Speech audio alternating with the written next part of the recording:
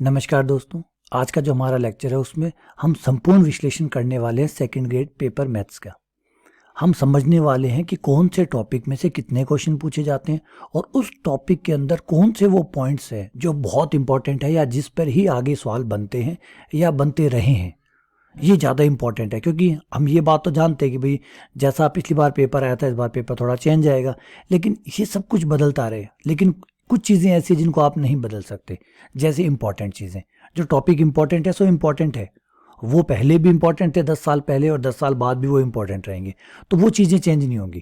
Question यहाँ से 2 ज़्यादा आ गए, वहाँ से 2 कम आ गए, ये चलता रहेगा, लेकिन इंपॉर्टेंट चीज़ें हमेशा इंपॉर्टेंट थी और आगे भी इंपॉर्टेंट रहेंगी, तो हमें उनका जिक्र इस लेक्चर में करेंगे। तो आइए स्टार्ट करते हैं लेक्चर को। तो सबसे पहला टॉपिक है हमारा सेट्स एंड रिलेशन, समुच्चय एवं संबंध। देखिए 2 टॉपिक है, एक है समुच्चय और एक है संबंध, लेकिन दोनों एक साथ ही कवर होते हैं। तो समुच्चय एवं संबंध, इस टॉपिक के ऊपर जो क्वेश्चन आते हैं पेपर में वो 3 से लेकर 4 तक है। 3 से 4 क्वेश्चन इसके ऊपर आते हैं। अब मैं इसमें आपको टॉपिक समझा देता हूँ कि वो कौन से इसमें पॉइंट्स हैं जो समुच्चय और संबंध में आते हैं। सबसे पहला है समुच्चय में अवयवों की संख्या। ए यूनियन बी में कितने हैं, ए माइनस बी में कितने हैं, ए इंटरसेक्शन बी में कितने हैं, ए डैश यूनियन बी डैश में कितने हैं, ए क्रॉस बी में कार्तीय गुणन में कितने अवयव हैं। इस टाइप का जो क्वेश्चन है वो पूछा जाता है। एक है कार्तीय गुणन, ए क्रॉस बी, अगर ए और बी 2 समुच्चय है तो उनका जो कार्तीय गुणन है, कार्तीय गुणन में कितने क्रमिक युग्म होंगे, इन क्रमिक युग्म को निकाल दिया जाए, इसको शामिल किया जाए, इसको नहीं किया जाए, इस तरीके से क्वेश्चन बनते हैं। घुमा फिरा के उसी चीज़ को घुमाता फिराता रहेगा। तीसरा जो इसके अंदर टॉपिक है जो कमाल का है वो है संबंध, संबंध के प्रकार। आपको इसका ये क्वेश्चन जरूर मिल जाएगा। समतुल्य, सममित है, संक्रामक है, तुल्यता है, आंशिक क्रम संबंध है। संबंधों को समझ लीजिए, संबंध कैसे प्रूफ करते हैं, कैसे पता लगाते हैं, ये सीख लीजिए, तो आपका ये एक क्वेश्चन और कवर हो जाएगा। ये 3 चीज़ों से परे, चाहे 3 क्वेश्चन है, चाहे पेपर में 4 क्वेश्चन है, इन 3 चीज़ों से परे क्वेश्चन नहीं बनता। तो इन 3 चीज़ों पे अपनी कमांड बना लीजिए, मास्टर हो जाइए, तो आपका ये संबंध और फलन, जो संबंध और समुच्चय का जो टॉपिक है वो एकदम अच्छे से क्लियर हो जाएगा। चलिए आगे बढ़ते हैं। अगला टॉपिक है हमारा फंक्शन, फलन। तो आप सब जानते हैं कि फलन से बेहतर क्या हो सकता है। तो फलन तो पूरी बुक फलन पे ही चलती है, हमारी पूरी बीएससी फलन पे चलती है, तो फलन तो हमारा टॉप मोस्ट टॉपिक है।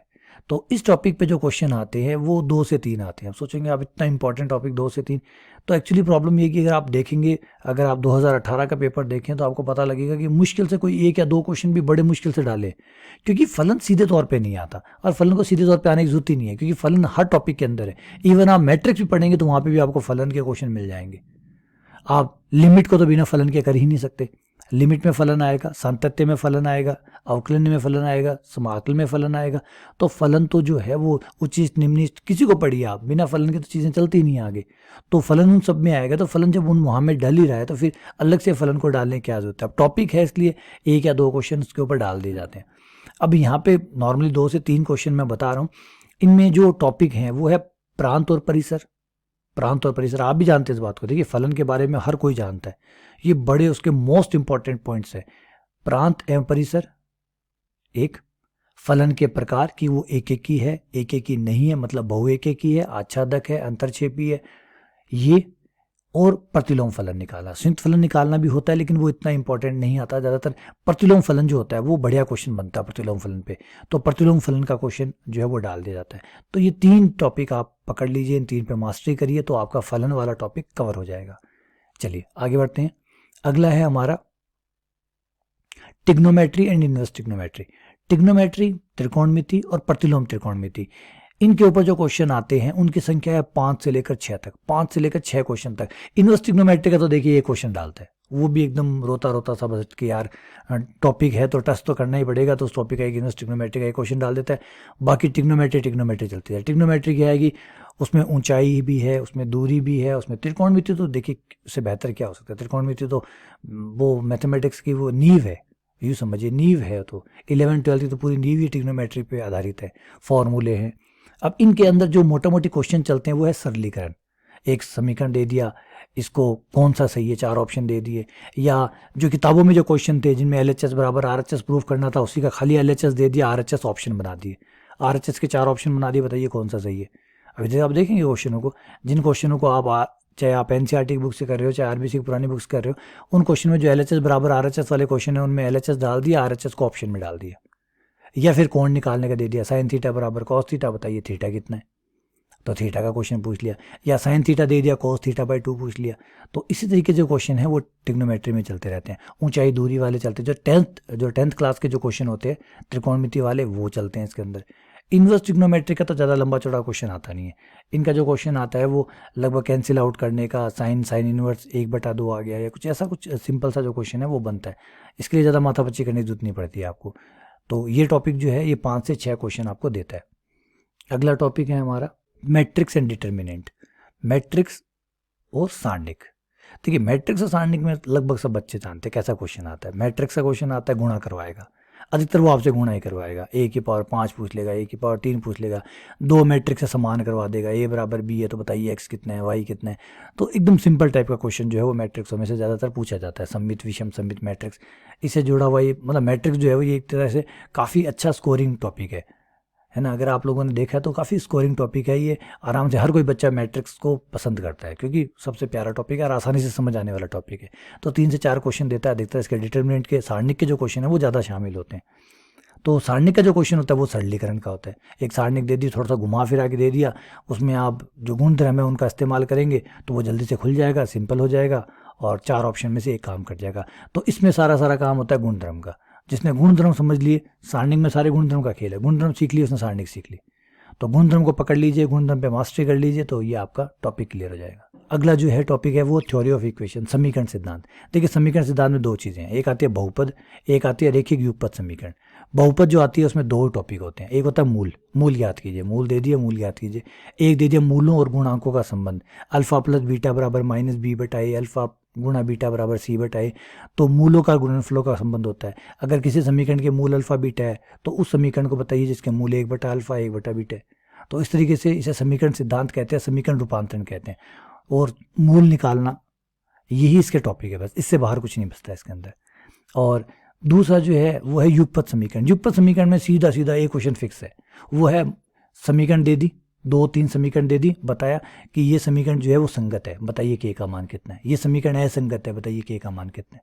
देख लीजिए आप पीछे के पेपर उठा के देख सकते हैं, 3 समीकरण दे दिया, 2 समीकरण दे दी और उसमें से कोई चीज़ में बीच में k डाल दिया, लैम्डा डाल दिया, पूछा कि बताओ k कितना है, बताओ लैम्डा कितना है, ये समीकरण निकाय संगत है, ये समीकरण निकाय असंगत है। तो इस टाइप के क्वेश्चन इसमें पूछे जाते हैं और इसमें जो क्वेश्चन आते हैं वो तकरीबन 3 से 4 आते हैं, 3 से 4 क्वेश्चन। अगला टॉपिक है लिमिट एंड कंटिन्यूटी। ये देखिए दोनों एक साथ से टॉपिक, तो लिमिट के बारे में तो आपको कोई डाउट ही नहीं होगा, लिमिट में तो क्वेश्चन कैसा भी आ सकता है, बस एक सवाल दे दिया, लिमिट लगाइए। ज़्यादातर जो क्वेश्चन आता है वो डीएल हॉस्पिटल का आता है। डीएल हॉस्पिटल का मतलब ऊपर का अवकलन ऊपर कीजिए, नीचे का नीचे कीजिए और करते जाइए जब तक आंसर नहीं आ जाए। वो डीएल हॉस्पिटल से जुड़ा हुआ क्वेश्चन लिमिट में पूछा जाता है। कंटिन्यूटी में बिल्कुल सीधा चलता है, कंटिन्यूटी के अंदर एक फलन है जो कि कंटिन्यूअस है, बताइए k का मान कितना है, बताइए लैम्डा का मान कितना है, या फिर ये जो फलन है बताइए कि ये 0 पे संतत है या नहीं है। तो इस टाइप का जो क्वेश्चन है लिमिट एंड कंटिन्यूटी का वो चलता है। तो यहाँ पे भी आपको 2 से 3 क्वेश्चन मिल जाते हैं, ज़्यादातर लिमिट के क्वेश्चन होते हैं, कंटिन्यूटी का एक क्वेश्चन मिलेगा, टॉपिक है इसलिए टच करना है, इसलिए एक क्वेश्चन कंटिन्यूटी का डालेगा, 2 क्वेश्चन लिमिट का डालेगा। अगर 2 आते हैं तो एक लिमिट का, एक कंटिन्यूटी का। अगला है डेरिवेटिव एंड इट्स एप्लीकेशन, अवकलन और अवकलन के अनुप्रयोग।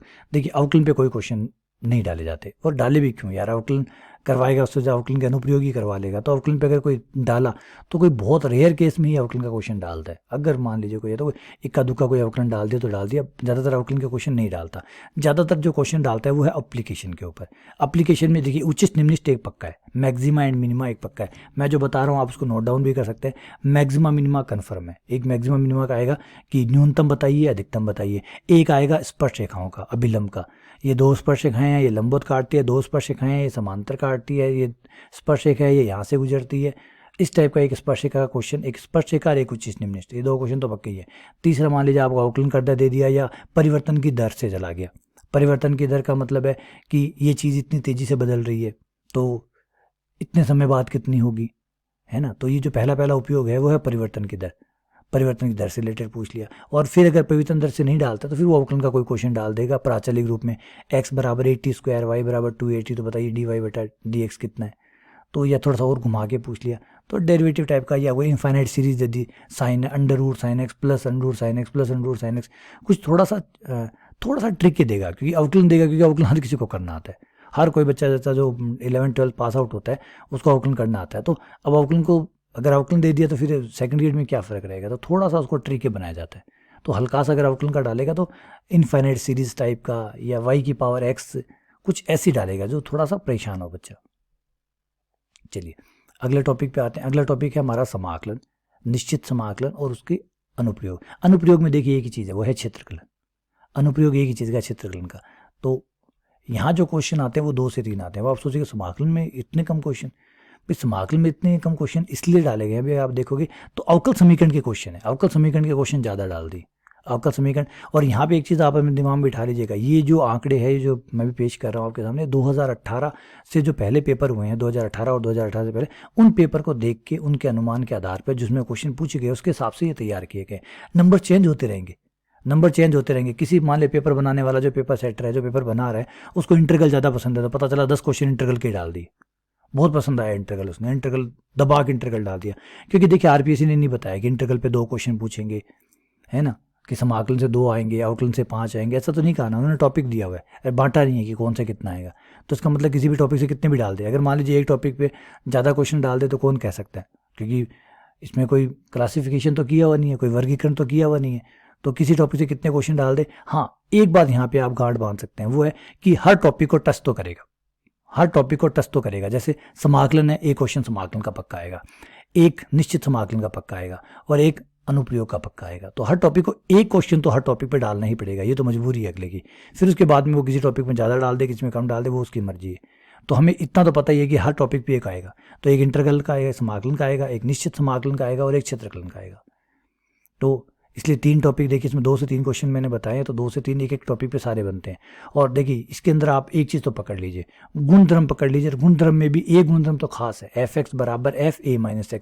इसका क्वेश्चन तो आरपीएससी में आज तक कभी नहीं चुका। और आरबीएससी छोड़िए, IIT मेंस जो है वो पिछले 60-70 सालों से हो रही है। अगर वहाँ पर भी आप जाके देखोगे तो वहाँ पर भी ये क्वेश्चन आपको इसका मिलेगा ही मिलेगा, इस गुणधर्म का। तो इस गुणधर्म से बाहर जा ही नहीं सकता। एक है क्षेत्रफल, 2 वक्र देगा, उसको काटेंगे, उनका परिबद्ध एरिया बनेगा, उसका क्षेत्रफल निकालिए, ऐसा क्वेश्चन पक्का। 2 परवले से कटवा दिया, 1 परवले को रेखा से कटवा दिया, तो ये एक क्षेत्रफलन वाला क्वेश्चन जरूर बनता है, ये पेपर में आपको मिलेगा ही मिलेगा। और समाकलन भी देखिए, इतना कोई बड़ा समाकलन नहीं डालेगा पेपर में, छोटा सा समाकलन डालेगा ट्रिकी, जिसमें त्रिकोणमिति होगी। थोड़ा सा त्रिकोणमिति का फॉर्मूला लगाया, मतलब त्रिकोणमिति का जो फॉर्मूला है वो चाबी की तरह काम करेगा, चाबी लगाई सवाल सॉल्व हो गया।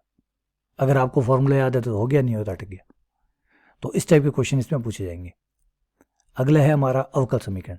अवकल समीकरण जो है वो 2 पार्ट में है। एक अवकल समीकरण है जो 12th लेवल की है, एक अवकल समीकरण है जो कॉलेज लेवल की है। तो यहाँ जो है वो है प्रथम कोटि व प्रथम घात के अवकल समीकरण। इसमें ज़्यादा टॉपिक नहीं है, इसमें जो मेन टॉपिक है वो सिर्फ है कि रेखिक अवकल समीकरण का समाकलन गुणांक, जिसे IF कहते हैं, इंटीग्रल फैक्टर कहते हैं। जो इंटीग्रल फैक्टर होता है, IF जो होता है, जैसे इंटीग्रेशन फैक्टर या समाकलन गुणांक या समाकल गुणांक, है ना, किसी भी नाम से आप पुकार सकते हैं, शॉर्ट फॉर्म में उसको IF कहते हैं। तो ये जो IF होता है, इस IF को निकालने का एक क्वेश्चन पेपर में बनता है। और एक बनता है जो आप जब डिफरेंशियल इक्वेशन को सॉल्व करते हो, तो एक सिंपल सी डिफरेंशियल इक्वेशन dy/dx बराबर y डाल दिया, इधर उधर लाके आप सॉल्व कर रहे हैं, या dy/dx बराबर e⁻x प्लस y डाल दिया। एक छोटा सा डिफरेंशियल इक्वेशन का जो क्वेश्चन है वो उस टॉपिक पे बनता है। तो इसलिए आपको ज़्यादा क्वेश्चन यहाँ नहीं मिलेंगे, 1 से 2 क्वेश्चन आपको यहाँ मिलेंगे। जैसे मैंने बताया, एक तो समाकलन गुणांक का लगभग गांठ बांध लीजिए, समाकलन गुणांक आएगा एक क्वेश्चन। रेखिक अवकल समीकरण है, उसका समाकलन गुणांक निकालिए। तो एक तो ये क्वेश्चन पक्का है। और अगर ये 2 क्वेश्चन डालने की कोशिश की गई, अगर दूसरा क्वेश्चन डालने की कोशिश की जाती है, तो फिर एक नीचे छोटा सा अवकल समीकरण डाल देगा, उसको कहेगा सॉल्व करके बताओ, बस। ऐसे ही 2 क्वेश्चन इसके ऊपर चलेंगे। अब आप सोचेंगे सर डिफरेंशियल इक्वेशन के तो और भी क्वेश्चन आते हैं, तो बेटा डिफरेंशियल इक्वेशन के और भी क्वेश्चन आते हैं, तो कॉलेज वाला भी है, कॉलेज वाले में भी अवकल समीकरण के काफ़ी टॉपिक है। तो वो अवकल समीकरण ये देखने में एक जैसी लगती है कि है तो अवकल समीकरण ही, तो वो उसके आते हैं। चलिए आगे बढ़ते हैं। अगला है क्रम चयन संचय। अब इसके बारे में एग्जैक्टली बताना मुश्किल है कि इसमें इंपॉर्टेंट क्या है, क्योंकि सारे क्वेश्चन एक जैसे होते हैं। 5 आदमी में से 3 छांटिए, 3 में से 2 छांटिए, टीम बनाइए, तो इसके क्वेश्चन लगभग ऐसे ही चलते हैं। हाँ, एक क्वेश्चन के बारे में आप कह सकते हैं, एक NCR का क्वेश्चन, NCR बराबर NCR 5 दे दिया, बराबर दे दिया। एक NCR का जो क्वेश्चन है, समीकरण टाइप का एक जो सवाल है, वो पेपर में पूछे जाने की पूरी संभावना बनती है। बाकी परम्यूटेशन और कॉम्बिनेशन पे एग्जैक्टली लाइन खींच पाना मुश्किल है कि कैसा क्वेश्चन पूछेगा। ऑब्वियसली बात है, इसके लगभग सारे क्वेश्चन या तो एक जैसे से होते एक जैसे से। अगर आपको ढंग से समझ में आ गया तो आपको समझ में आएगा सारे एक जैसे ही चलते हैं इसके अंदर। वही 10 दे दिए, 5 आदमी दे दिए, नंबर चेंज करता रहता है, कभी 10 आदमी खड़े कर देता है, कभी 5 आदमी खड़े कर देता है, उसमें से कभी 2 चूज़ करवा रहा है, कभी 3 चूज़ करवा रहा है, या आपको 10 नंबर दे दिए उससे ताला खुलवा रहा है। तो क्वेश्चन लगभग अगर आप देखेंगे तो एक सी ही बनावट है, ज़्यादा अंतर नहीं होता है इनके अंदर। तो एक बार कंसेप्ट अगर आपका क्लियर है इसको लेके, तो फिर परमुटेशन कॉम्बिनेशन पूरी एक ही लगेगी आपको। तो इसमें एग्जैक्टली मैं एक मोस्ट इंपॉर्टेंट टॉपिक नहीं बता सकता, ना है, बता क्या नहीं सकता, है ही नहीं, तो क्या बताएं। तो सारे क्वेश्चन एक ही है, ये एक ही क्वेश्चन है इसके अंदर पूरा छांटना, एनसीआर एनपीआर। इसमें 4 से 5 क्वेश्चन आते हैं, क्वेश्चनों की संख्या अच्छी खासी है इसके अंदर, 4 से 5 आते हैं।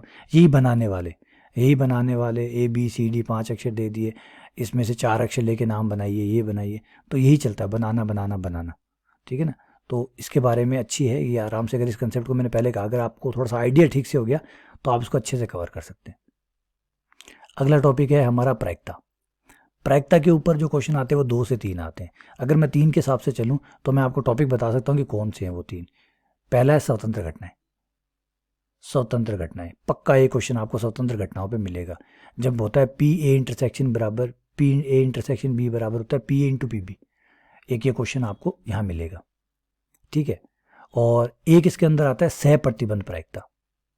सहप्रतिबंध प्रायिकता एक होता है द्विपद बंटन, जैसे बाइनोमियल डिस्ट्रीब्यूशन भी कहते हैं, द्विपद बंटन भी कहते हैं। ये 3 टॉपिक बड़े प्यारे हैं, और देखिए कोई भी बनाए, चाहे एक्स वाई जेड, ये कोई फर्क नहीं पड़ता, ये इंडिपेंडेंट है कौन बनाता है, इन 3 टॉपिक पे क्वेश्चन जरूर डालेगा, ये कन्फर्म है। तो ये प्रोबेबिलिटी का जो है ये कहाँ का रहता है, तो आप द्विपद जो बंटन है उसको पढ़ लीजिए, कैसे द्विपद p + q की पावर n कैसे खोलते हैं, कैसे पता लगाते हैं। उसके बाद स्वतंत्र घटनाएं पढ़ लीजिए। सहप्रतिबंध प्रायिकता जिसे कहते हैं पी बी बटा ए का मतलब है ए घटना के घटित होने के बाद बी की प्रायिकता, तो ये हो गया, तो उसके बाद घटने की प्रायिकता। तो प्रोबेबिलिटी पे 2 से 3 क्वेश्चन।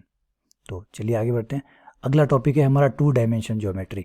इसका मतलब है 2D, द्विविमीय ज्यामिति। द्विविमीय ज्यामिति आपको 11th क्लास में मिलेगी, और इसमें कई टॉपिक है। सरल रेखा है, पहले तो सरल रेखा है, फिर सरल रेखा युग्म है, 2 सरल रेखाओं का एक साथ जोड़ा है, सरल रेखा युग्म है।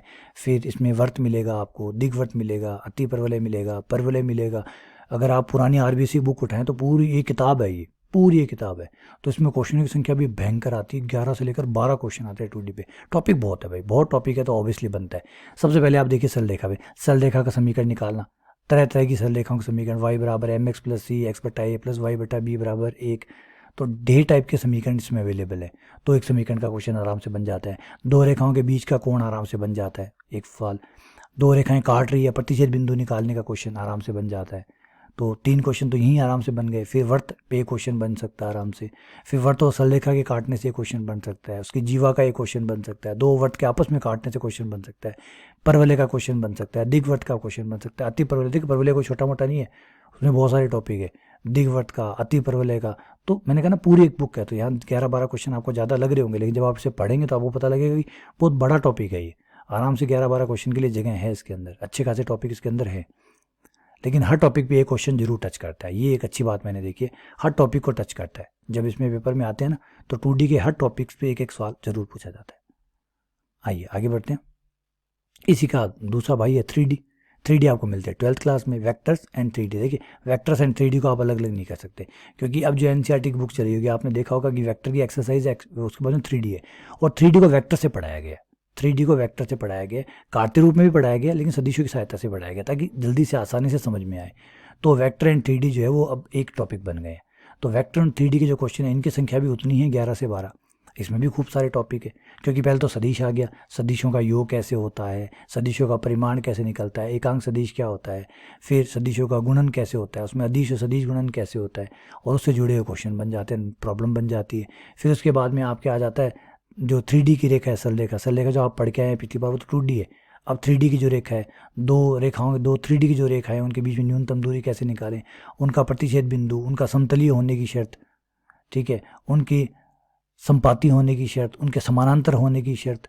तो ऐसे ढेर सारी शर्तें जो है वो बन जाती है। फिर समतल आ जाता है, फिर समतल का रेखा से प्रतिच्छेद निकालते हैं, समतल का अभिलंब निकालते हैं, 2 समतलों के बीच का कोण निकालते हैं, ठीक है। तो इस तरीके से प्रतिच्छेद बिंदु निकालते हैं। तो ढेर सारी चीज़ें इसके अंदर भी आराम से बन जाती है। तो ये टॉपिक भी खूब बड़ा है, तो इसमें भी कई चीज़ें हैं करने लायक। तो आराम से 11 से 12 नंबर के जो क्वेश्चन है वो बन जाते हैं।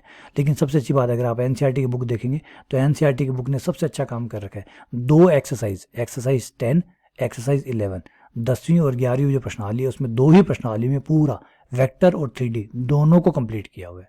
देखिए बहुत प्यारी चीज़ ये है। सबसे प्यारी बात आपको नहीं, सिर्फ 2 एक्सरसाइज में सदिश और त्रिविम ज्यामिति दोनों को कंप्लीट किया हुआ है एनसीईआरटी की बुक के अंदर। ठीक है, चलिए आगे बढ़ते हैं। आगे है यांत्रिकी, मैकेनिक्स। यांत्रिकी जो है ये पुरानी बुक चलती थी, आजकल तो एनसीईआरटी में यांत्रिकी है ही नहीं क्योंकि कॉलेज में चली गई यांत्रिकी। यहाँ जो यांत्रिकी है वो पुरानी आरबीसी की जो बुक्स है उनमें।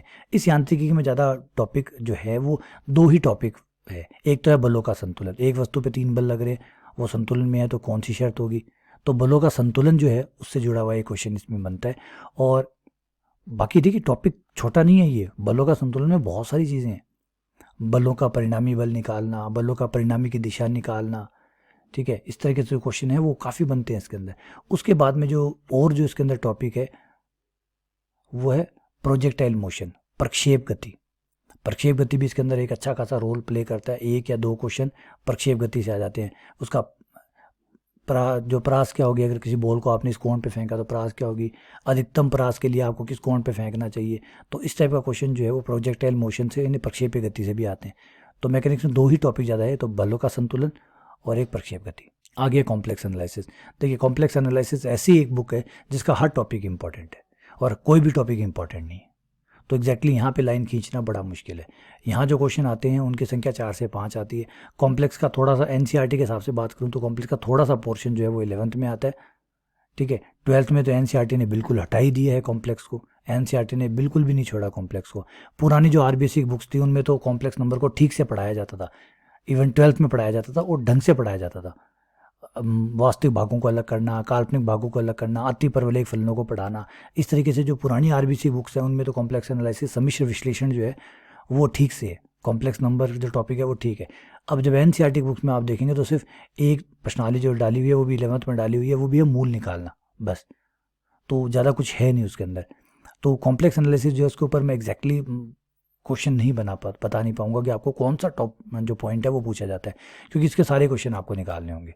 इसमें आपको सब चीज़ें निकालनी है। तो मापांक से शुरू, कॉम्प्लेक्स नंबर क्या होता है, उसका मापांक क्या होता है, उसका कोणांक क्या होता है, 2 कॉम्प्लेक्स नंबरों के बीच की दूरी क्या होती है, 2 कॉम्प्लेक्स लाइनें जो है उनके बीच का कोण कैसे निकालते हैं, डैश डैश डैश उनको सरल कैसे करते हैं, ऐसे डैश, बहुत सारी चीज़ें हैं जो आपको करनी पड़ेगी। टॉपिक बहुत बड़ा है और क्वेश्चन बहुत कम है। 4 से 5 क्वेश्चन अगर आपको लग रहा है कि ज़्यादा है तो ज़्यादा नहीं है। अगर आप कॉम्प्लेक्स से देखें तो कई राइटर्स तो कॉम्प्लेक्स की पूरी एक बुक बनाते हैं। पूरी जो है सम्मिश्र विश्लेषण जो है, जिसे सम्मिश्र संख्याएं भी कहते हैं, उसकी पूरी किताब बनती है, उसमें 4-5 क्वेश्चन। तो बहुत बड़े टॉपिक में बहुत कम क्वेश्चन डाले, तो इसलिए एग्जैक्टली इसके बारे में मैं लाइन खींच नहीं पाऊंगा कि कौन से क्वेश्चन है। लेकिन आप चलेंगे इसके साथ तो शुरू से चलना पड़ेगा। आप शुरू से चलेंगे, धीरे धीरे निकालेंगे तो कॉम्प्लेक्स का मोटा मोटा आइडिया जो है वो 2-4 चीज़ों पर ही है।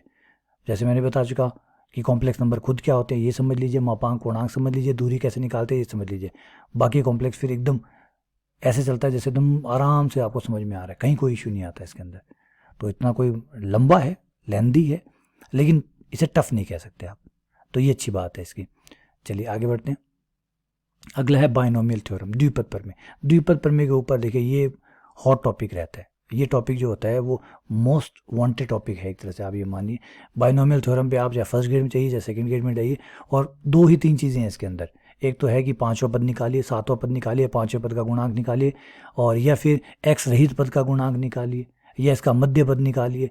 इसी टाइप का क्वेश्चन जो है वो बाइनोमियल में चलता है। तो 2 से 3 क्वेश्चन इसके अंदर बाइनोमियल में आपको मिलते हैं, और आप चाहे पीछे के किसी भी आरपीसी के पेपर उठा के देख लीजिए, लगभग क्वेश्चन सेम चलते हैं। तो ये टॉपिक जो है ये कॉन्स्टेंट टॉपिक है, तो ये आप आराम से इसके अंदर नंबर ले सकते हैं। अगला टॉपिक है sequence and series. Sequence and series का मतलब है अनुक्रम एवं श्रेणियाँ। अनुक्रम एवं श्रेणियों में अगर हम बात करें तो इसमें देखिए समांतर श्रेणियाँ आती है, गुणोत्तर श्रेणियाँ आती है, हरात्मक श्रेणियाँ आती है। अगर आप एनसीईआरटी की बुक देखेंगे तो उसमें समांतर और गुणोत्तर 2 ही श्रेणियाँ दी हुई है, हरात्मक नहीं दी हुई। जो पुरानी बुक्स थी, जो आरबीएससी की जो पुरानी बुक्स चलती थी, उसमें आपको हरात्मक श्रेणी भी मिलेगी। उसमें अलग अलग समांतर, गुणोत्तर, हरात्मक तीनों को पढ़ाया गया।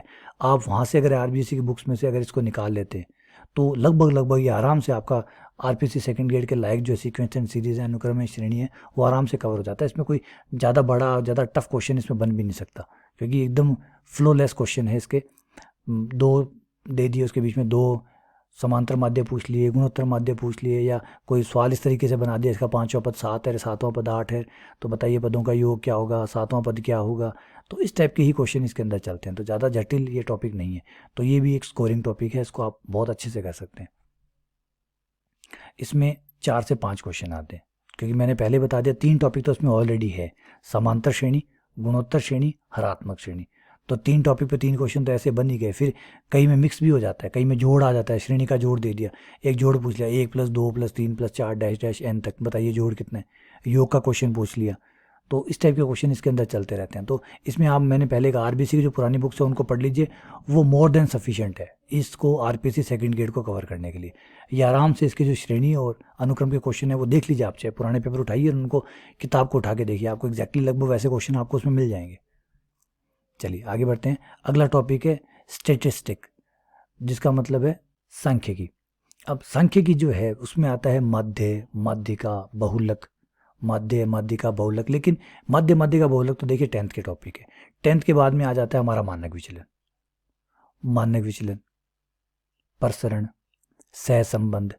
तो ये 3 टॉपिक जो है, इन 3 टॉपिक पे जो क्वेश्चन, इसमें ज़्यादा क्वेश्चन नहीं है, 1 से 2 क्वेश्चन पूछे जाते हैं, वो ज़्यादातर एक ही क्वेश्चन के आसपास ही सहसंबंध का पूछ लिया, और ज़्यादातर थ्योरी पूछ लेगा, ज़्यादातर थ्योरी पूछ लेगा। 2 चीज़ों में अगर रिलेशन कैसा हो सकता है, रिलेशन को किससे नापा जाता है, ठीक है, और कब कौन सी स्थिति के अंदर माध्य, माध्यिका, बहुलक बराबर होते हैं, मतलब एकदम थ्योरेटिकल जो ऊपर ऊपर चीज़ें होती हैं वो पूछ लेता है। 1 से लेकर n तक की प्रकट संख्याओं के लिए प्रसरण, निम्न में से प्रसरण कौन सा होगा, निम्न में से माध्य क्या होगा, तो एकदम ठीक ठाक एकदम छोटा सा जो बेसिक लेवल का क्वेश्चन है पूछ लेता है।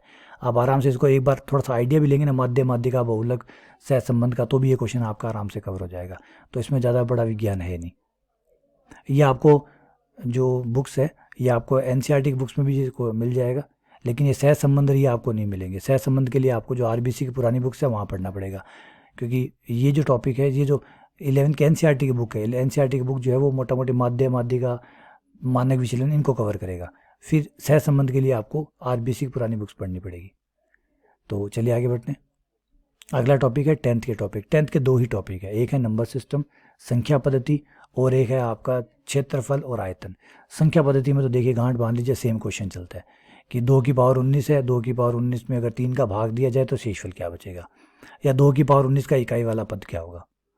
तो इस टाइप का नंबर सिस्टम का जो क्वेश्चन है वो चलता है, क्योंकि अंकगणित है ये, अंकगणित से जुड़ा हुआ क्वेश्चन जो है, किसी गुणनखंड वाली चीज़ें हैं जो गुणनखंड करते हैं आप, 15 के गुणनखंड, 25 के गुणनखंड, 35 के गुणनखंड, तो या भाजकता के नियम से जुड़ी हुई चीज़ें, बस यही इसके पास है। तो आप आराम से अगर 2-3 चीज़ें अगर आपने एसएससी की जो लेवल की बुक है, किसी ऐसे लेवल नंबर सिस्टम वाला जो टॉपिक है उस टॉपिक को पढ़ लीजिए तो आपका ये कवर हो जाएगा।